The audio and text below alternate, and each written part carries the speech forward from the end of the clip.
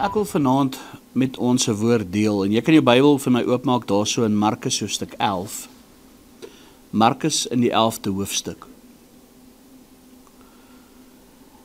En ek wil vanaand bietjie met ons praat oor die vloek van die vyeboom. Die vloek van die vyeboom. En ek wil 'n welbekende gedeelte vir ons lees, maar ek wil dit eintlik sê die vloek van die vyeboom, maar ek wil dit byvoeg om te sê dis ook 'n boodskap vir ons lewens. En ek wil bietjie uit die perspektief uit gaan kyk wat Jesus eintlik daarmee bedoel het. Nou jy kan van my oopmaak daar Markus hoofstuk 11 en ons gaan daar so hoofsaaklik lees. En ons gaan daar lees vanaf vers 1 tot en met vers 19. En ek wil jy met vanaand baie mooi oplet wat nou hier gebeur. Toe hulle naby Jerusalem kom, by Betfage en Betanië aan die Olyfberg, stuur hy 2 van sy disippels uit en sê vir hulle, gaan na daardie dorp reg voor julle, en dadelik as julle daar inkom, sal julle 'n eselvul vind, wat vasgemaak is, waar geen mens op gesit het nie. Maak hom los en bring hom. En as iemand vir julle sê, waarom doen julle dit, moet julle antwoord, die Here het hom nodig, en dadelik sal hy hom hierheen stuur. En hulle het gegaan en die vul by die deur, buite op die straat vasgemaak gevind en hom losgemaak. Daarop sê sommige van die wat daar staan vir hulle, wat maak julle dan dat julle die vul losmaak? En hulle antwoord hulle soos Jesus beveel het. Toe laat hulle begaan. Toe het hulle die vul na Jesus gebring en hulle klere daarop gelê, en hy het op hom gaan sit. Toe gooi baie mense hulle klere op die pad oop en ander kap takke van die bome af en strooi dit op die pad. En die wat voorgeloop en die wat gevolg het uitgeroep en gesê, Hosanna, geseënd is hy wat kom in die naam van die Here. Geseënd is die koninkryk wat kom in die naam van die Here, die koninkryk van ons Vader Dawid, Hosanna in die hoogste hemele. En let nou op wat gebeur. En Jesus het in Jerusalem gekom en in die tempel. En nadat hy alles rondom bekyk het, en omdat dit al aand was, het hy met die 12 uitgegaan na Betanië. Ok, so stop het eers gegaan daar, wat het gebeur? Jesus kom in die vul in Jerusalem in, hy het alles bekyk, hy sê by die tempel, hy het alles gekyk en bekyk, en hy het uitgestap en hulle het teruggegaan Betanië toe. En die volgende dag, vers 12, onderwyl hulle uit Betanië gaan, het hy honger gehad. Toe hy op 'n afstand 'n vyeboom met blare sien, nou let op, is nie 'n dooie boom hierdie nie, hierdie vyeboom met blare gehad.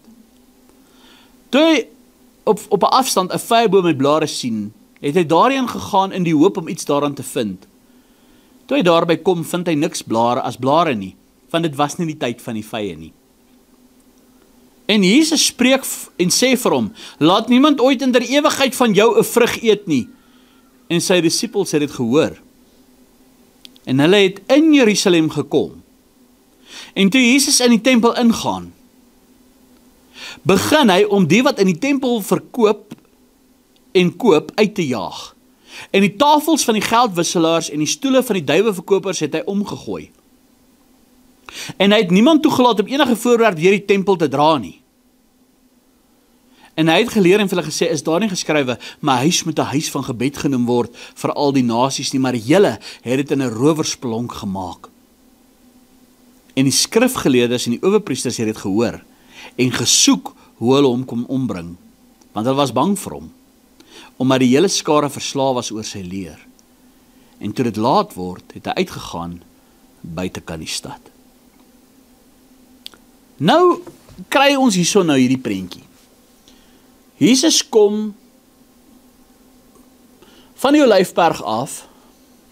Betanië is letterlik waar die Palmsondag weg is, reg agter hom. En Betfage en net van hom is Betanië. So dis letterlik op die Olyfberg. En hy gaan af in die Olyfberg op die donkie. Hy gaan in Jerusalem in. Hy bekyk die tempel en alles. En hy gaan uit, en hy gaan terug Betanië. Gaan dit nou uit. En die volgende dag stap hy verby 'n vyeboom wat blare dra, maar dit was nie die tyd van die vye nie. Hoekom vervloek Jesus dan die vyeboom? Dit was die tyd dat daar vye moes wees nie. Dis nie die boom se skuld nie, is dit. Jy sien, Jesus vervloek toe die vyeboom, en dis 'n vreemde ding wat gebeur. En net daarna kom hy in Jerusalem en hy gaan in die tempel in. En hy gaan gooi die tafels om. En hy sê vir hulle, my Vader se huis moet huis van gebed wees, maar julle het dit in 'n rowersplong verander. Wat 'n konnektasie die vyeboom met dit alles. Hoekom het hy die vyeboom vervloek? Wat het die arme boom omgedoen? En ons lees, hier vervloek Jesus die vyeboom, omdat dit geen vrugte gedra het nie. En op die oog af, as jy dit net lees, as jy dit altyd lees, lyk dit, maar net soos 'n eenvoudige boom sonder vrugte. Maar alles wat Jesus doen, het geestelike betekenis gehad. En Jesus het geweet, is nie die tyd van die vye nie. Ek meen, hy is Jesus. Hy kon brood en vis vermeerder. Wraggies kon daar seker maar 'n vytjie gegroei het. Maar hy doen dit nie. Maar daar's 'n koneksie. Want hierdie gebeurtenis het nie net gegaan oor die boom nie. Almal kyk vas in die boom. Daai was 'n profetiese handeling wat hy gedoen het.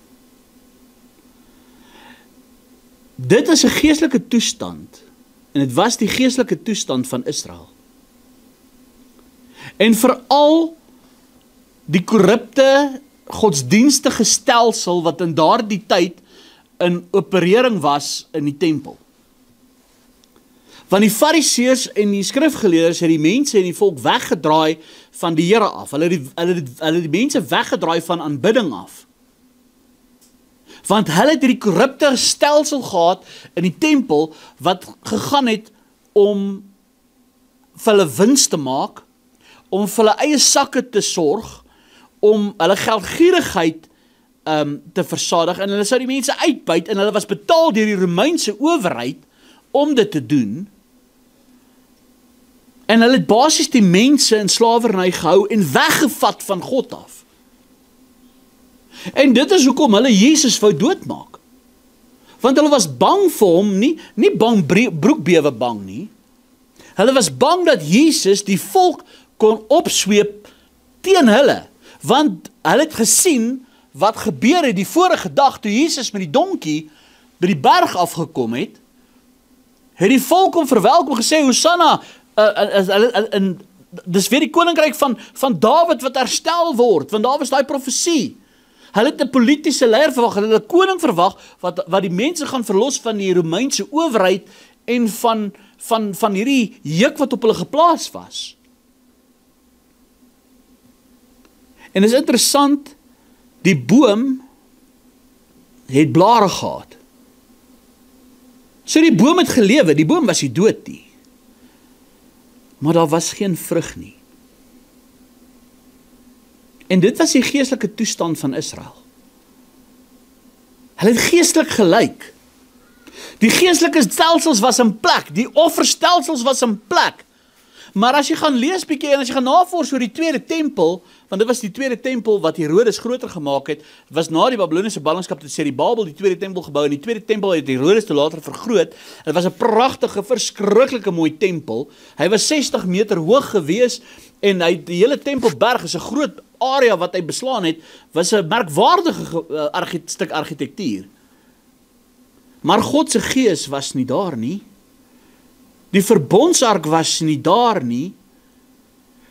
Die heerlikheid van God was nie daar nie. En dit is wat Jesus vir hulle gesê het. Hierdie huis is veronderstel om 'n huis van gebed te wees vir al die nasies.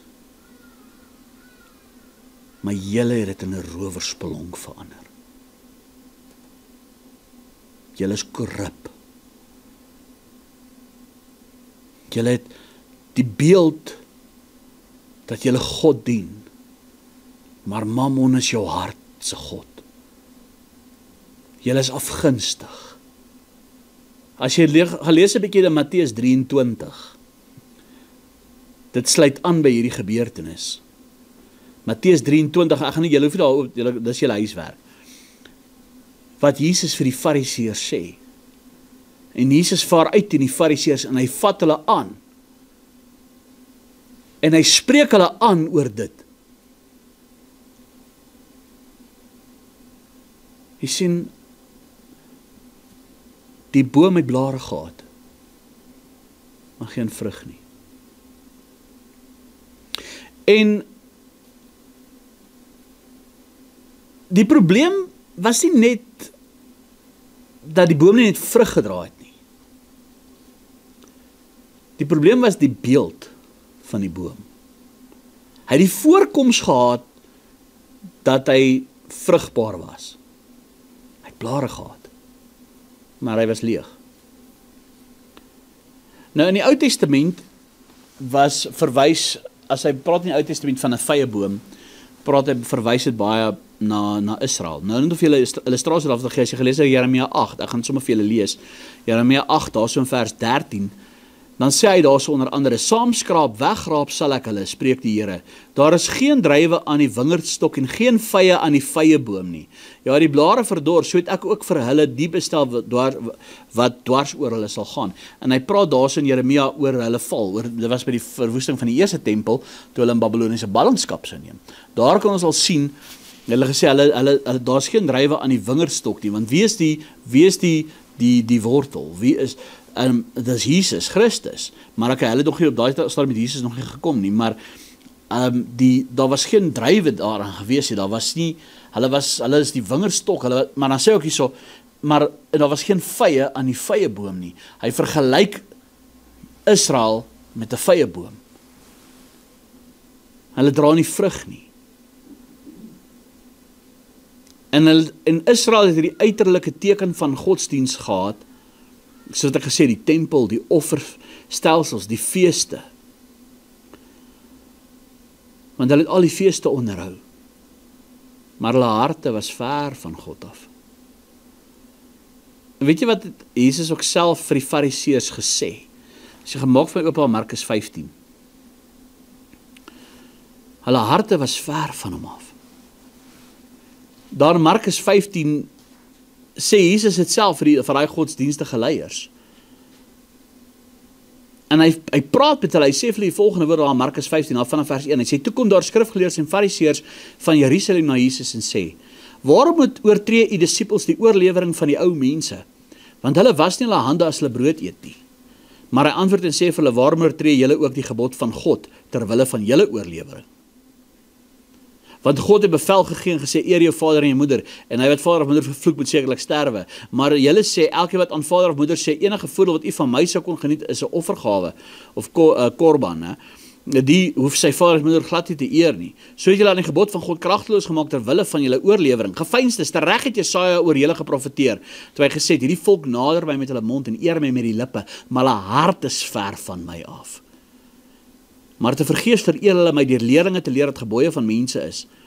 Hy is skare na hom geroep en vir hulle gesê, luister en verstaan. Nie wat in die mond ingaan, kan die mens onrein maak, maar wat uit die mond uitgaan, dit maak die mens onrein. Daarom kom sy disippels na en sê vir hom, weet jy dat die Fariseërs toe hulle die woord oor aanstoot geneem het? Maar hy antwoord hulle sê, elke plant wat my hemelse Vader nie geplant het nie, sal ontwortel word. Laat hulle staan, hulle is blinde leiers van blindes. En as 'n blinde 'n ander blinde lei, sal al twee in die sloot val. Weet jy, ewe skielik, as jy die konteks verstaan wat Jesus hier gesê het, dan begin sy woorde nogal baie sens maak. As jy verstaan wat die toestand was van Israel, en dan kan jy verstaan hoekom het hulle hom gekruisig, en hoekom wou hulle hom doodmaak, hoekom wou die Fariseërs hom uithaal. En baie van Jesus se leringe wat hy hulle geleer het hy hulle probeer terugbring na die koninkryk van God toe, en vir hulle te wys, ek is die Messias, gaan uit, gaan doen wonderwerke, wek die dooies op, maak die siekes gesond, sê vir die koninkryk van God het naby hulle gekom, maar hulle wou nie hê nie.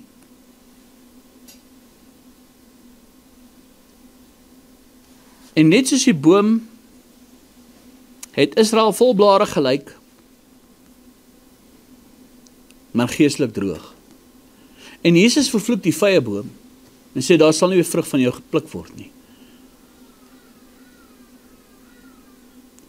En wat het hy eintlik ook daarmee vir hulle geillustreer?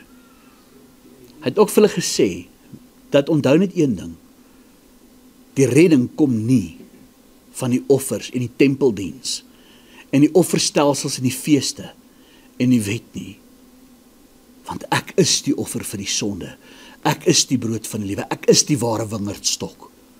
Wie in my geanker is, wie in my geplant is, sal vrug dra. En wat doen hulle met hom? Hulle kruisig hom. Ook in daai gedeelte Matteus, daar in Matteus 24 kom die disippels by hom en sê, Here, kyk hierdie mooi gebou, kyk hierdie mooi tempel. Hy sê, ek sê vir julle, sal nie een klip op die ander gelaat word, wat nie afgebreek sal word nie. En 70 na Christus word die tempel verwoes.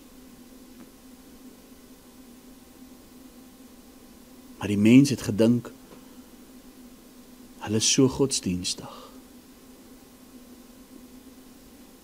Hulle wou hom nie hê nie. Jesus ween oor Jerusalem. Toe hy met daai donkie afgekom het, stop hy op 'n plek en hy kyk na Jerusalem, hy kyk na die tempel en hy ween. Nie oor die verwoesting van die tempel nie. Omdat hulle die gunstige tyd van God, sy besoeking gemis het. Jy sien, en daai vrug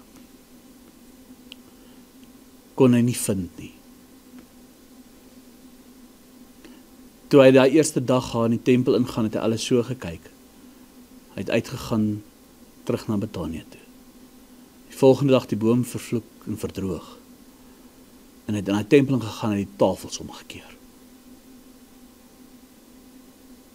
Hy het vir hulle gewys, julle mis die besoeking van die Here. Julle dra nie die vrug wat God soek nie. Jy sien, God soek nie blare nie.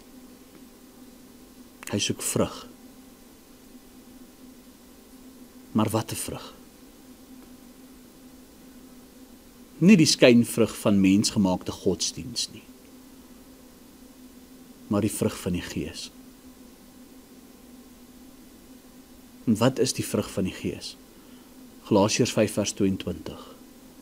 Die vrug van die Gees is liefde, blydskap, vrede, lankmoedigheid, vriendelikheid, goedheid, getrouheid, sagmoedigheid en selfbeheersing. En daai vrug van die Gees kom alleenlik vanuit 'n wandeling in verhouding met die Here. Dis al jy die vrug van die Gees kan dra. As die Heilige Gees jou lei, as die Heilige Gees in jou woon, en hierdie vrug kan nie deur menslike pogings of godsdienstige rituele of enige godsdienstpraktyke voortgebring word nie.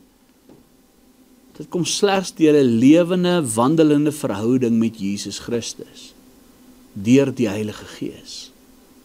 Dit is hoekom dit genoem word die vrug van die Gees. Jesus sê op 'n ander gedeelte in Johannes 15, daarvan na vers 4 tot met vers 6, bly in my soos ek in julle. Wat het hy sê? Bly in my soos ek in julle. Hoe bly hy in ons? Deur die Heilige Gees. Hoe bly ons in hom? Deur te wandel in die vrug van die Gees. Hy sê, bly in my soos ek in julle. Net soos die loot geen vrug kan dra van homself as dit nie in die wynstok bly nie, so julle ook nie as julle nie in my bly nie. Ek is die wynstok, julle die lote. Wie in my bly en ek in hom, hy dra veel vrug, want sonder my kan julle niks doen nie. As iemand in my nie bly nie, word hy uitgewerp soos die loot en verdroog, en hulle maak dit bymekaar en gooi dit in die vuur en dit verbrand. Wat sê Jesus ook hier, as jy nie in hom is nie, wat gaan op die einde van die dag met jou gebeur? Jy gaan nie hel toe net omrede jy nie, omdat jy gesondig het en omdat jy gaan hel toe omdat jy nie geanker is in die wynstok nie. Jy gaan hel toe omdat jy nie Jesus se offer aangeneem het, omdat jy nie geanker is in hom nie, omdat jy nie hom as jou verlosser en heilig, saligmaker aangeneem, omdat jy hom nie as die redder van jou lewe en jou geloof en vertroue in hom geplaas het nie. As jy hom verwerp. Jy sien, dit is, daai boom is vervloek en hy is verdroog, en daar sal nooit weer vrug uit daai boom uitkom nie, want daai stelsel kon nie redding gee nie. En vandag sien ons presies daai selfde ding gebeur, waar die godsdienstige stelsel vir mense net 'n stelsel geword het van blare. Maar daar's die vrug nie. Die kerk is vol blare, maar nie vrug nie. Hoekom? Dan die eindtyd sê die woord vir die Here vir ons, gaan mense van die Here afvallig word. En die Here gee ons 'n waarskuwing, want daai les van die vyeboom is ernstig. 'n Boom wat nie vrug dra nie, hy het geen doel nie. En die boom wat geen vrug dra nie, beteken hy is nie geanker in die wynstok nie. Van die uitvloeisel van die anker in die wynstok is die vrug wat gedra word.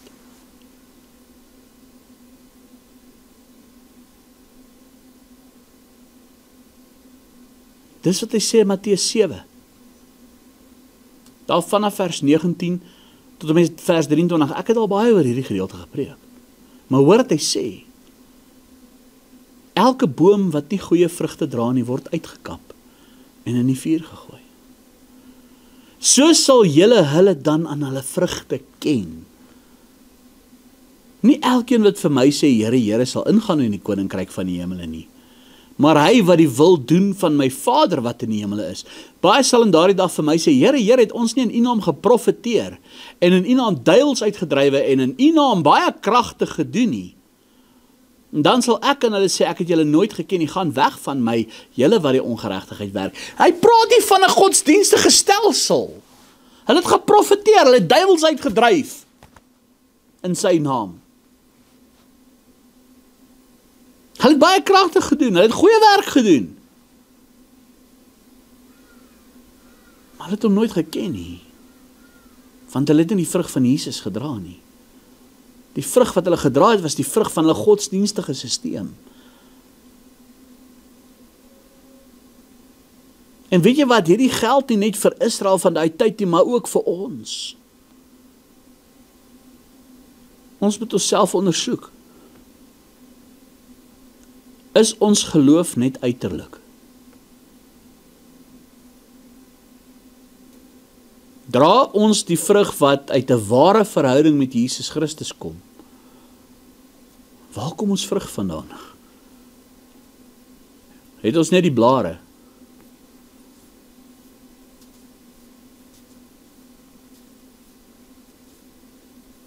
Het ons maar net die skyn van geestelikheid, maar die krag daarvan is verloon? Paulus waarsku vir Timoteus. Hy sê vandaan 2 Timoteus hoofstuk 3. Daar in 2 Timoteus hoofstuk 3, daar vanaf vers 1 tot en met vers 5. Hy waarsku vir Timoteus, hy sê mense gaan 'n gedaante van godsaligheid hê, maar die krag daarvan is verloon. Hy sê, ek gaan vir my Filis, hy sê, maar weet dit, dat daar in die laaste dae swaar tye sal kom, want die mense sal liefhebbers van hulle self wees. Geldgieriges, grootpraters, trotsaars, lasteraars, ongehoorsaam aan hulle ouers, ondankbaar, onheilig, sonder natuurlike liefde, onversoenlik, kwaadsprekers, bandeloos, wreed, sonder liefde vir die goeie, verraaiers, roekeloos, verwaand, meer liefhebbers van genot as liefhebbers van God. Mense wat 'n gedaante van godsaligheid het, maar die krag daarvan verloon het. Dan sê hy, keer jou ook van hierdie mense af. Hoekom moes hy hom afkeer van daai mense, sodat hy nie deur hulle beïnvloed word en soos hulle word nie. Kom ons gaan bietjie gou deur hierdie vrug. Kom ons kyk bietjie na die vrug van die gedaante van godsaligheid. Mense sal liefhebbers van hulle self wees. The me, myself and I. Die eie ek.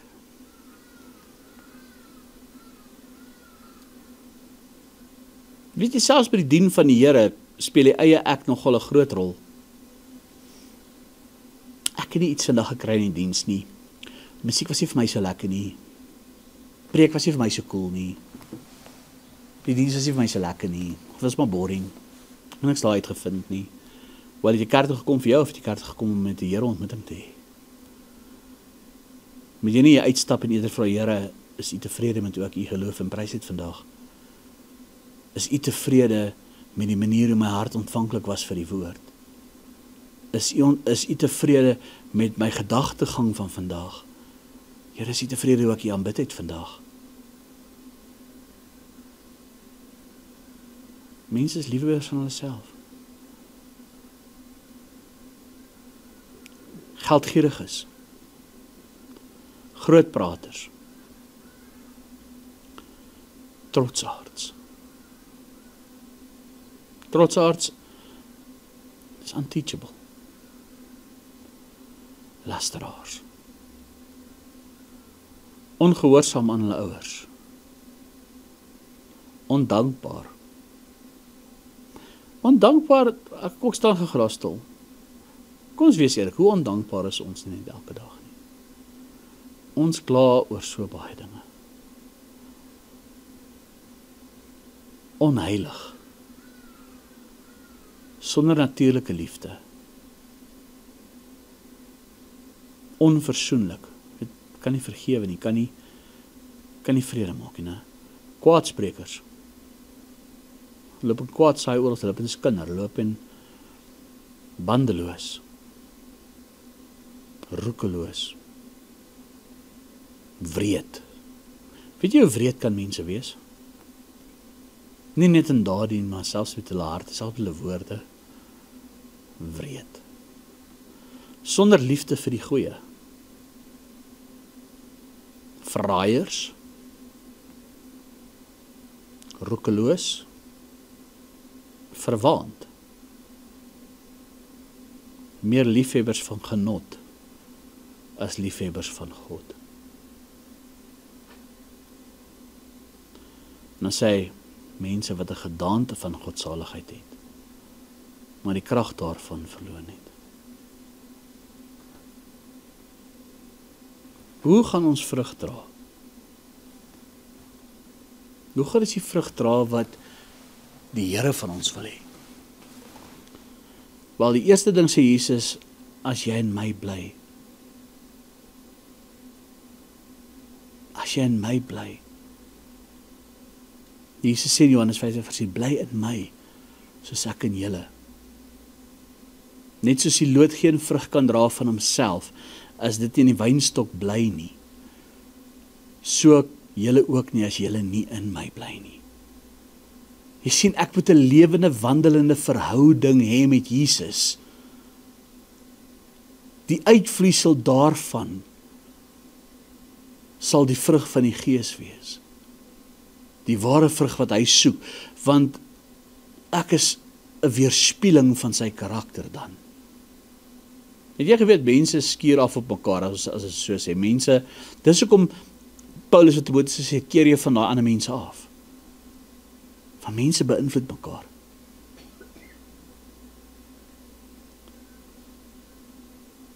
Ek is die wynstok, julle die lote. Wie in my bly en ek in hom, hy dra veel vrug. Wel, hy dra veel vrug, hy dra nie net een vrug, hy dra veel vrug. Want hoekom, kyk hoeveel gawes van die Gees is daar, né? Want sonder my kan julle ook niks doen nie. As iemand in my nie bly nie, word hy uitgewerp soos die loot en verdroog, en hulle maak dit by mekaar, ek gooi dit in die vuur en dit verbrand. Jy sien, jou lewe op die einde van die dag, as jy die vrug dra, gaan getuig of jy werklik geanker is in die wynstok of nie. En ek dink, ons moet onsself ophou blaf, om ook te sê, maar, Here, ons profeteer in die naam, ons dryf duiwelsheid in die naam, Here, ek het die naam Christen. Is jy werklik? Is dit werklik die waarheid? Wat 'n vrug dra ek? En die tweede ding wat hy gesê het, hy sê die eerste en bly in my, en die tweede sê, soos ek in julle. En hoe wandel Jesus in my en jou? Deur die Heilige Gees. Hy het gesê, ek gaan, dis vir julle voordelig dat ek weggaan, want as ek gegaan het, sal ek vir julle 'n ander trooster stuur. Hy sal julle oortuig van sonde en geregtigheid. Hy sal julle leer. Jy sien, want deur die Heilige Gees, as ons die Heilige Gees wandel, die Heilige Gees getuig van Jesus. Hy wil jou altyd terugbring na Jesus toe. Galasiërs 5, daar in vers 16 tot en met vers 18. Galasiërs 5 vers 16 tot 18 sê die volgende: Maar ek sê, wandel deur die Gees. Hoor wat sê dan? Dan sal julle nooit die begeerlikheid van die vlees volbring nie. Want die vlees begeer teen die Gees en die Gees teen die vlees. En hulle stal teenoor mekaar sodat julle nie kan doen wat julle wil nie. Maar as julle deur die Gees gelei word, dan is julle nie onder die wet nie. Hoor jy wat hy sê? As jy deur die Gees gelei word, is jy nie onder die wet nie. Is jy nie onder die godsdienststelsel nie. As jy deur die Heilige Gees gelei word, praat jy van net die Bybel lees en gaan oor jou lewe. As jy geanker is in Jesus, as jy oog gefestig is op Jesus, as jy jou lewe gefestig is op hom, en jou oog gefestig is op die volbringde werk van Jesus in die kruis, en die Heilige Gees woon in jou, en die Heilige Gees laat jou vrug dra van Christus, is jy nie meer onder die wet nie. Bedoel, jy is nie onder die godsdienststelsel nie.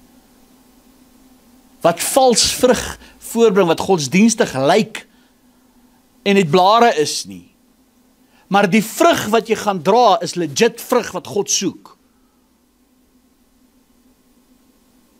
Die uitwerking daarvan, die uiteinde van dit, is jy dra veel vrug, nie net een vrug nie. Dis soos 'n multiplying of fruit, want die een ding lei na die ander. Want as ons kyk kom ons kyk na die vrug van die Gees, weer daar so in Galasiërs, né? As ons kyk daar so in Galasiërs, hy praat van die vrug van die Gees, is liefde, blydskap, vrede. Kyk, dis soos 'n kettingreaksie. Kyk, dis hulle gelink aan mekaar. As jy liefde het, sal jy blydskap hê en vrede, en daai blydskap sal vrede bring, en die vrede sal lankmoedigheid bring en vriendelikheid, en die vriendelikheid sal goedheid bring, en die goedheid getrouheid, en die getrouheid sagmoedigheid, en dit selfbeheersing. Dis soos almal gelink aan mekaar. Dis soos een groot kettingreaksie wat plaasvind.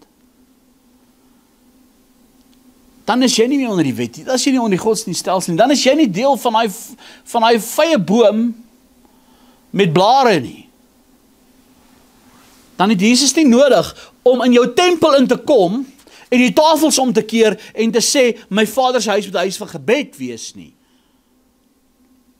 Want jou tempel sal 'n tempel van die Heilige Gees wees, wat in verhouding met die Here staan.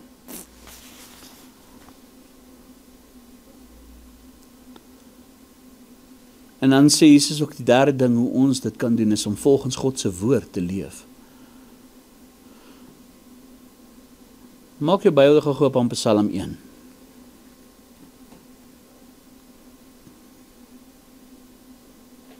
Wat het gebeur met die Fariseërs van Jesus se tyd? En waarteen het Jesus hulle gewaarsku? Hy sê vir die mense, julle leer gebooie wat gebooie van mense is. Jy het lankal God se hart verloor.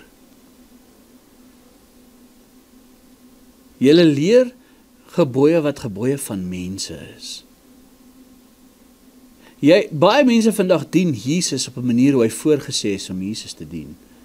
Hoe hy geïndoktrineerd is om Jesus te dien. Wat sy kerk vir hom gesê het hoe hy Jesus moet dien.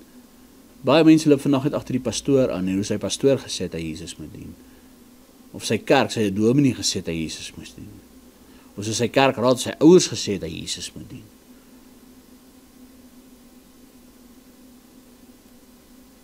Maar as ons volgens God se woord leef, dis waardeur die Heilige Gees werk.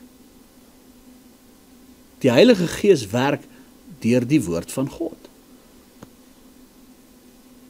Kyk in Psalm 1 sê dit, welgeluksalig is die man wat nie wandel in die raad van die goddelose en nie staan op die weg van die sondaars en nie sit in die kring van die spotters nie.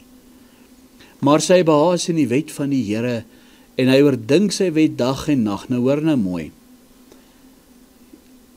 Ons is nie meer onder die wet nie. Ons lewe onder genade. Maar God se wet is op ons harte geskrywe.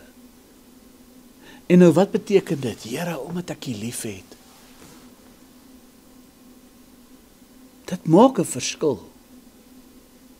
Want dan gaan kyk ons na die vrug van die goddelose in die eindtyd. Daai wreedheid en liefdeloosheid en bandeloos en roekeloos en al daai dinge. Kom ons kyk bietjie na daai goed. Né? Die mense sal liefhebbers van hulle self wees. Geldgieriges, grootpraters, trotsaars, lasteraars, ongehoorsaam aan hulle ouers, ondankbaar, onheilig, sonder natuurlike liefde, onversoenlik, kwaadsprekers, bandeloos, wreed, sonder liefde vir die goeie, verraaiers, roekeloos, verwaand, meer liefhebbers van God as liefhebbers van God.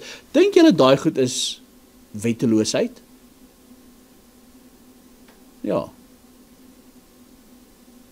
Jy mag geen ander afgode vir my aangesig hê nie. Mense sal liefhebbers van hulle self wees. Jy mag nie egbreek pleeg nie. Hoereerders. Jy mag nie vals getuienis gee nie. Kwaadsprekers. Jy sien, dis maklik om die woorde te sê, maar ek is nie onder die wet, ek lewe onder genade. Maar die genade moet nie 'n dekmantel wees vir jou sonde nie. En dis wat ongelukkig die probleem van vandag is.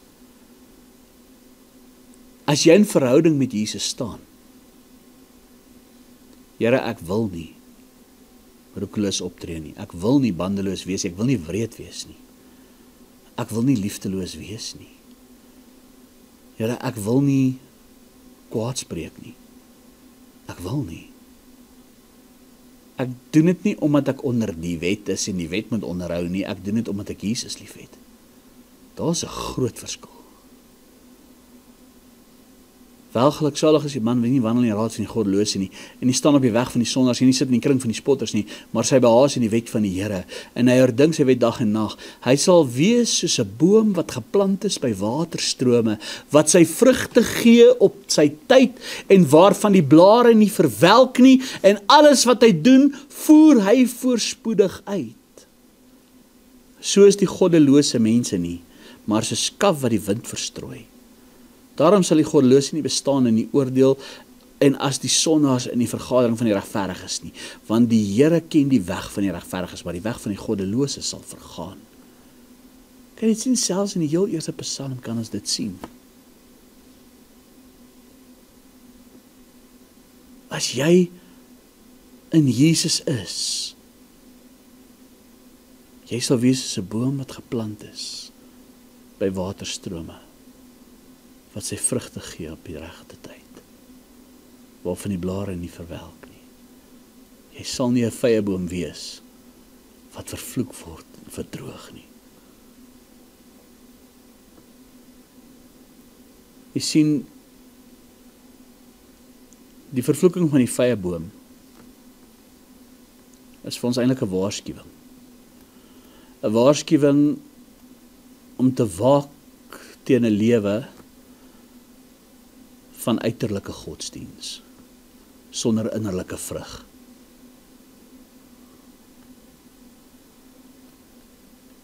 En God roep my en jou en hy sê, wees verbind aan my, om vrug te dra wat uit my Heilige Gees kom. Nie net 'n mooi boom met baie blare nie, waarvan daar geen vrug is nie. En ek dink ons moet ook op die plek kom, waar ons kan bid soos Dawid, wat hy gesê het in Psalm 139, daar in vers 2 het hy gesê, daar in vers 23, Psalm 139 vers 23 en 24, wat hy gesê het, deurgrond my o God, en ken my hart, toets my en ken my gedagtes. Weet jy hoe moet jy in God geanker wees? Om vir die Here te kan sê, ken my hart en toets my en ken my gedagtes. Here, toets my of ek die kind is. Sjoe, geen wonder die Here het gesê, Dawid, jy is 'n man so na my hart nie. Kyk Dawid se lewe, hy was nie perfek nie. En dan sê hy, en kyk of daar by my 'n weg is van smart en lei my op die ewige weg. Ek kan verstaan hoekom die Here dit van Dawid gesê. Want Dawid het geweet wat God soek, is sy hart. Ware vrug, wat kom vanuit die Heilige Gees. Nie net 'n godsdienstige stelsel nie. Daar kom 'n dag, wanneer Jesus weer na sy vyeboom sal kyk.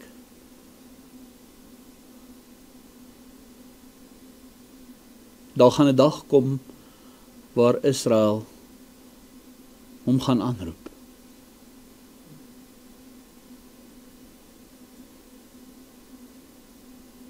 Maar daar gaan ook 'n dag kom, waar hy na my en jou gaan kyk. En mag hy dan nie met in my en jou lewe net blare vind, sonder vrug nie. Mag hy die ware vrug vind, wat die vrug van die Gees is. Amen. Vader, vanaand is my gebed, Here, dat ons harte sal ondersoek, of ons werklik vrug dra van die Heilige Gees. Here, my gebed vanaand is, dat ons nie ook eendag voor U sal moet staan, en nie vir ons sal sê, gaan weg van my, ek ken jou nie. Jy het nie my vrug gedra nie. Jy was nie geanker in my nie. My Here, my gebed is dat wanneer ons U ontmoet, U die vrug sal kry en vind wat U vir ons bestem het en bedoel het.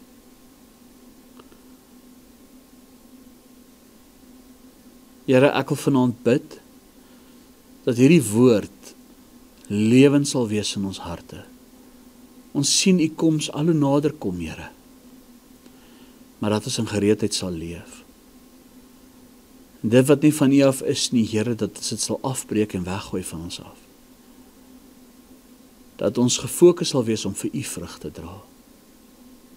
En ek wil bid, Here, dat U ons sal help deur die krag van die Heilige Gees om U vrug te dra. En ek bid dit vanaand in Jesus naam. Amen.